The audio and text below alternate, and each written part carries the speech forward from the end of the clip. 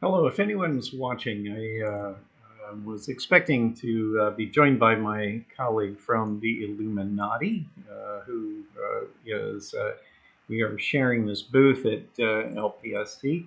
So hopefully this stream is working out for us. This is open space. We're seeing Earth with no data because that seems to be a lack of data coming into, let's actually go to now. Let me see what that gives us.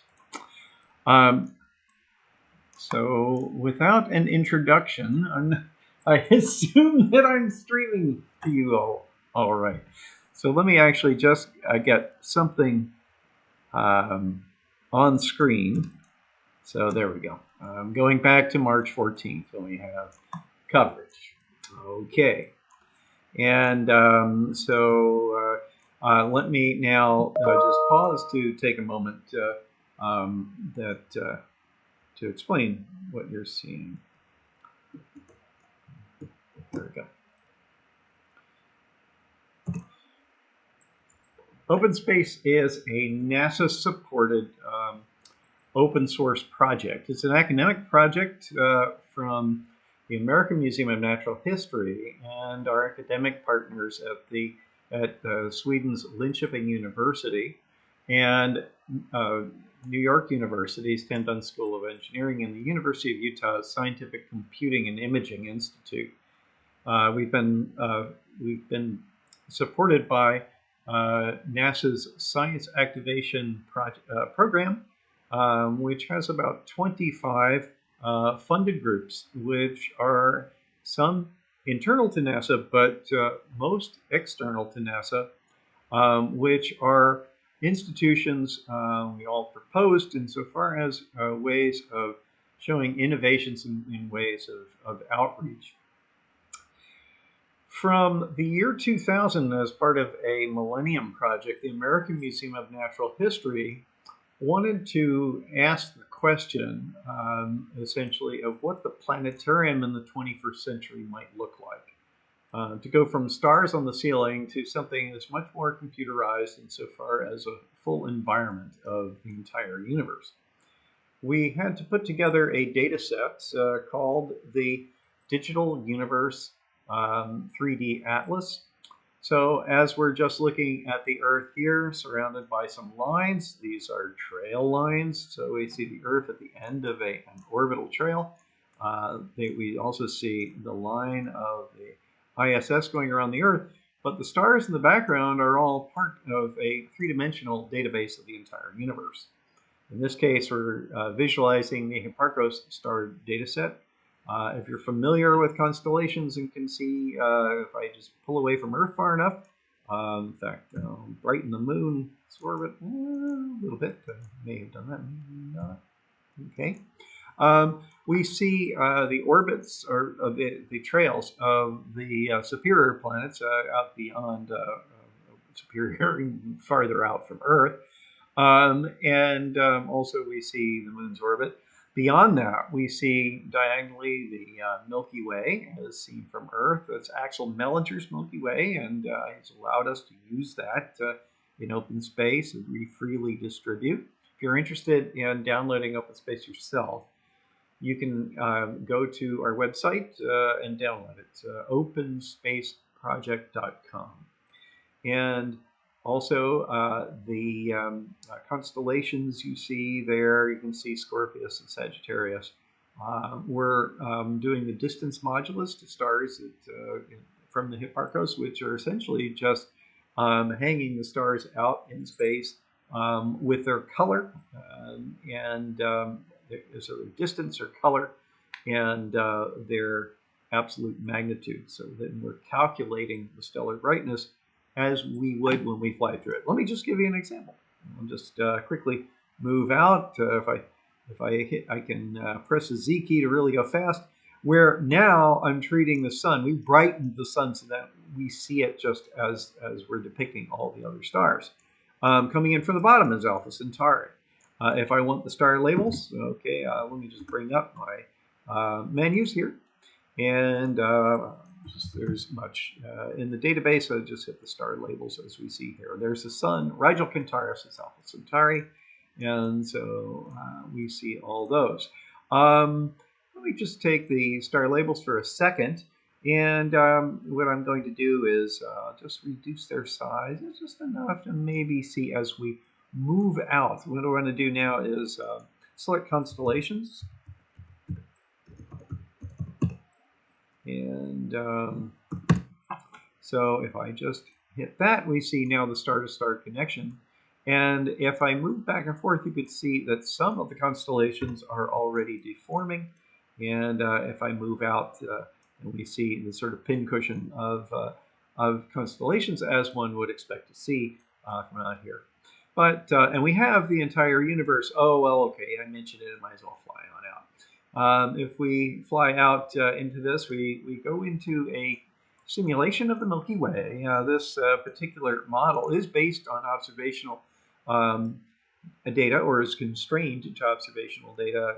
This was worked on by our colleagues at the National Observatory in Japan, shared with us for our productions in New York, Dark Universe, and then also, actually, let me just do this. I'm going to turn off the stellar component there. Let's do this. I'll just show you the way that we organize all the data in the universe here. Let me just go into the Milky Way volume.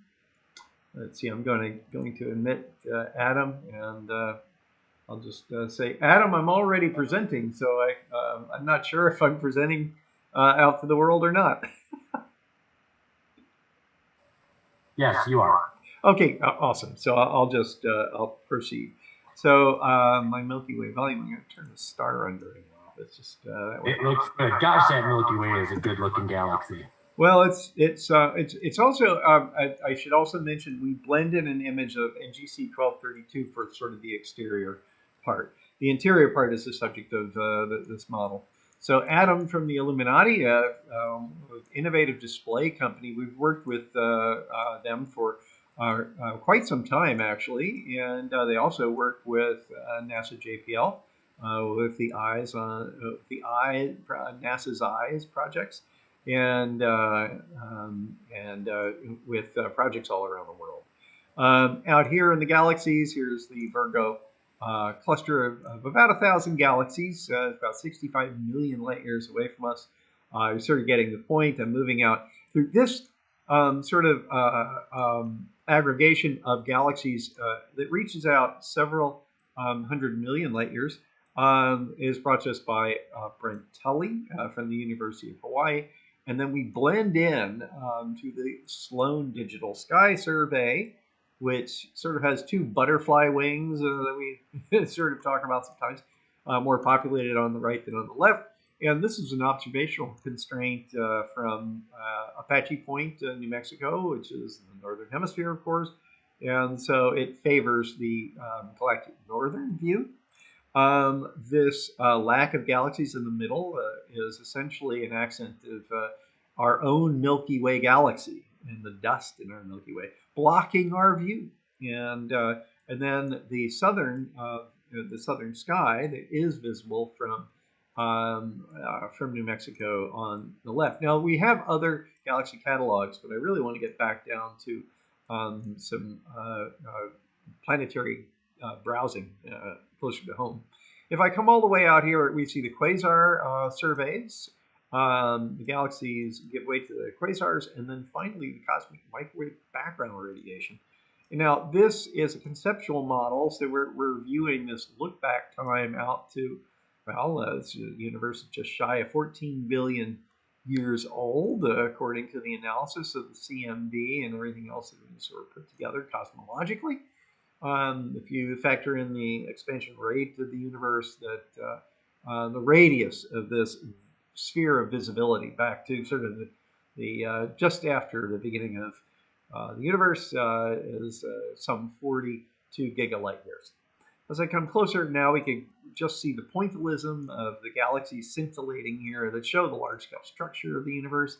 If I come closer still, you'll notice, oh, it looked like lines all pointing back at Earth, the so-called fingers of God. Well, this makes perfect sense when you consider that this map, we have to use recessional velocity, redshift measurements to actually place the galaxy with a distance. And so when you have galaxies in clusters, they have their own peculiar velocities. And so that sort of messes up the distance metric. And so we have these sort of fingers of God. Some of our colleagues are working on collapsing that. Tom Jarrett in Cape Town, South Africa, is doing that. We have an upcoming presentation at the Museum of Natural History in New York about that, I think in a week or two. Coming back to home, we're passing the Magellanic Clouds. They're sort of image textures, as you can see here. And they are about 150,000 light years away. The Milky Way galaxy itself is about 100,000 light years across. We are, of course, going around the galaxy just as we, as a planet, go around the sun. Our sun goes around the galaxy. One galaxy year, if you want to think of that, is 250 million years.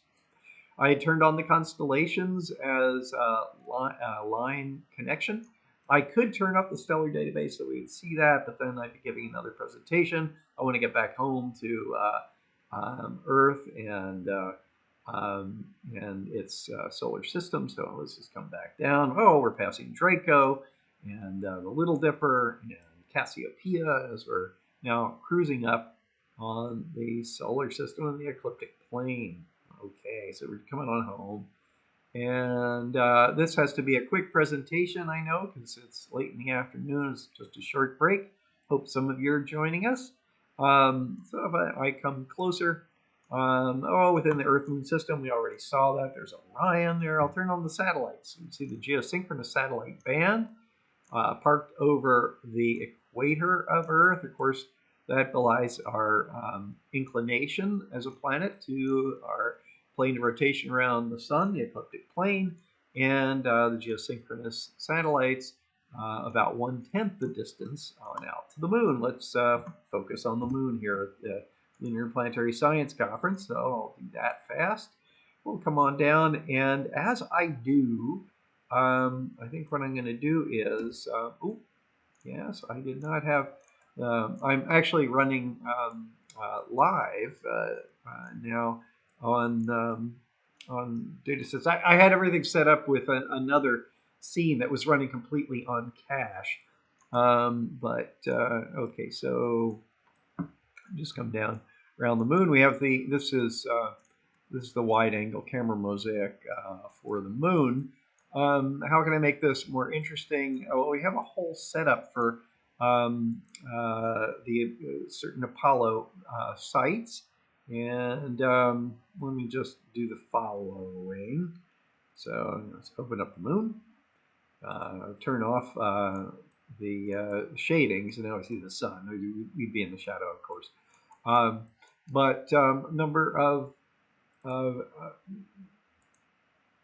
data sets here. I can turn on Kaguya. I have the Apollo 15 metric cam. Let's just turn on that for a second. These data are streaming. We have a number of servers we have in Utah. Also, our friends at Esri, the GIS company, and where is my? Let's see. Oh, that's Apollo. That's not the metric cam. Let's come down. I have the Apollo 16 metric cam. We'll turn that on. There we go. And different data sets here.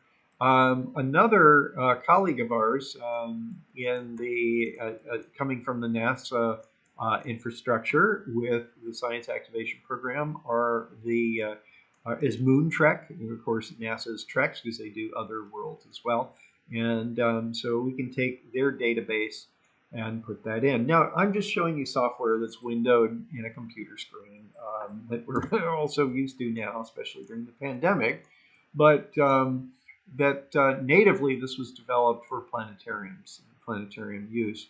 And being freely available, this is wonderful because it answers NASA's desire to get all this data out into the world.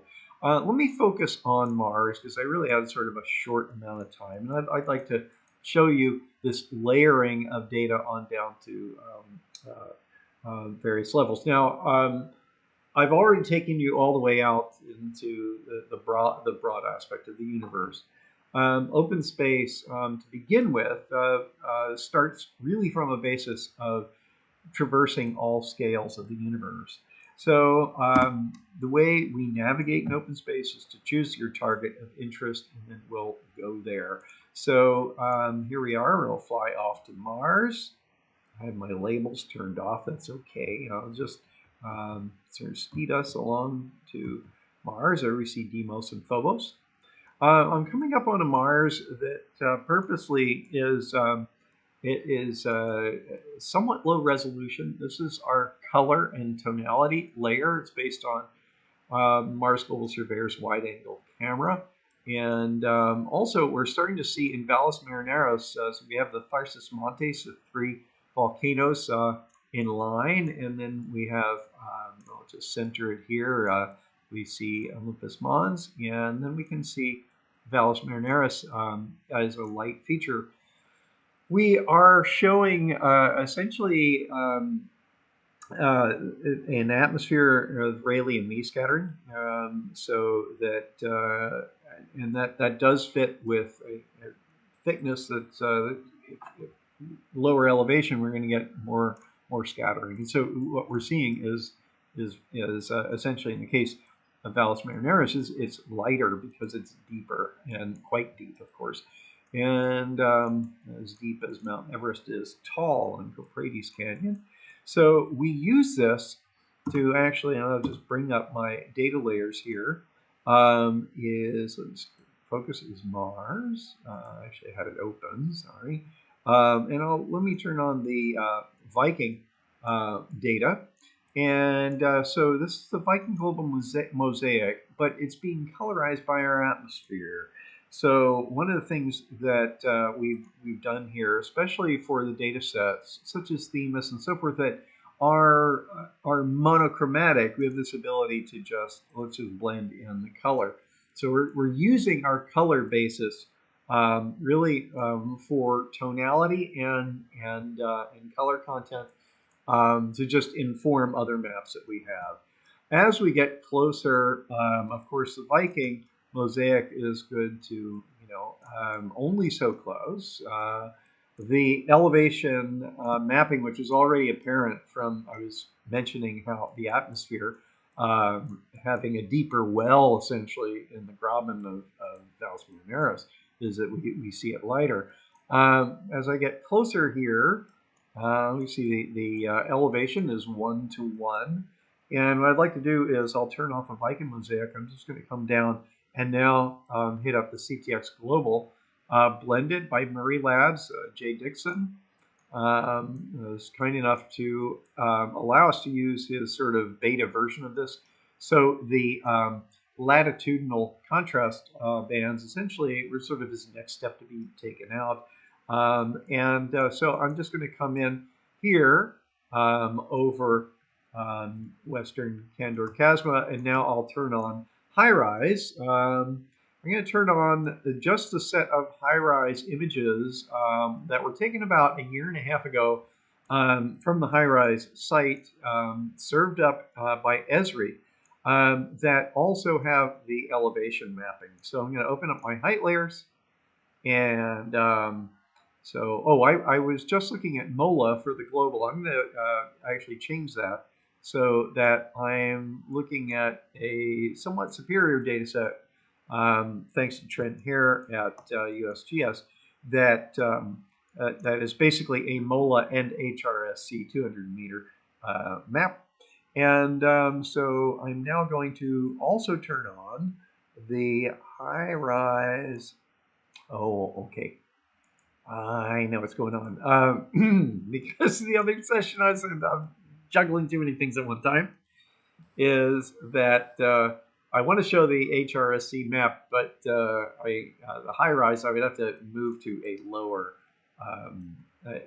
I'd have to layer it differently. So we'll just go with MOLA in this case, and I'll come into the high rise terrain. Again, mixed with our atmosphere with the proper scattering coefficients is our best at rendering the atmosphere. And also, I still have the constellations and the star labels on. I can turn all that off. Maybe I will. I'll just get in close enough. Once again, one-to-one mapping here as I come in over the high-rise terrain, but we can see it contextualized with the CTX global mosaic. Now, of course, our terrain abruptly stops. Well, we are also doing CTX processing with the NASA Ames stereo pipeline. So let me turn that on. This is a mosaic done by Jeanette Levin, one of my students when she was in high school, along with Chiara Ferrari Wong, who's actually now getting her PhD. Actually, I had this order problem again. Oh, well, actually, oh, my apologies. I'm going to just look at their terrain modeling that they did from processing stereo CTX. We'll use this to fly over the terrain. The HRSC MOLA global data set is 200 meters. This processing of CTX terrain is about 10 times better than that. So that's what we're sort of currently flying over now. And so they've done Western and Eastern Candor, a number of different mosaics using the NASA Ames stereo pipeline. I mentioned that they were high school students.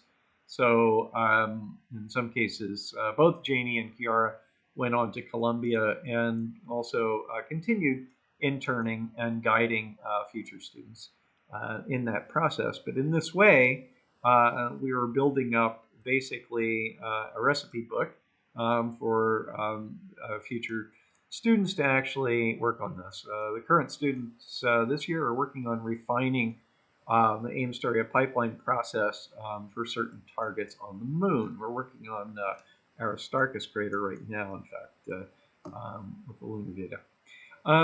So just giving you a 5-minute warning. We got about 5 minutes left. No, thanks. And I just thought what I might do here is drive off to Jezero crater. And we'll have a quick look at that. I don't know if there are any questions, if anybody's hanging out, just looking at this. If you're interested in the software, once again, OpenSpaceProject.com, and you can download it for Mac, Windows, or compile it in Linux yourself. Once again, we were sort of coming from a planetarium market perspective originally, and so let me just play with time here. So if you actually wanted to create an inexpensive planetarium, I'm going to bring time backwards to bring up the sun over Syrtis, Isidis, and so we have various configurations for the graphics to fit planetariums that are either multi-channel, typical large planetariums are, or a fisheye. And the Illuminati does a lot of work with fisheye projection, but also spherical mirror reflector. So sort of in the cheapest mode of creating perhaps a projection environment with inexpensive projector And if you couldn't afford a fisheye, and you have this spherical mirror. What I'm going to do is just come up here, and I want to invoke the CTX of the area around Jezero here. So, which is, yes, right here. So this was just a small section of the global CTX map that was specially prepared by Murray Labs. Again, Jay Dixon. And coming in, we see the delta. What I want to do is turn back on the high rise, and I'm just wondering if I'm going to have this problem of the ordering that I put these through. Yes, I think I am. Oh, that's sad. Okay, but anyway, we'll just conclude this by coming on down to the delta. My apologies about just the layering process, which I had specifically tailored for the other presentation. And because of that layering process, I'm getting the artifact you're now seeing, which is pretty nasty, so I'm going to back away. If you are interested, you can come back to our presentation tomorrow, and I know which mode I'm going to be in, not in this one. So in any event, if there are any questions, so I might be able to briefly take them. Thank you. I don't see any questions, but I would say, since today's a small break, I would say we could probably wrap up. That's great. Well, thanks, and thanks for your interest if you have been watching. Alrighty, thanks again, Carter. Sure. And we'll see everybody again tomorrow.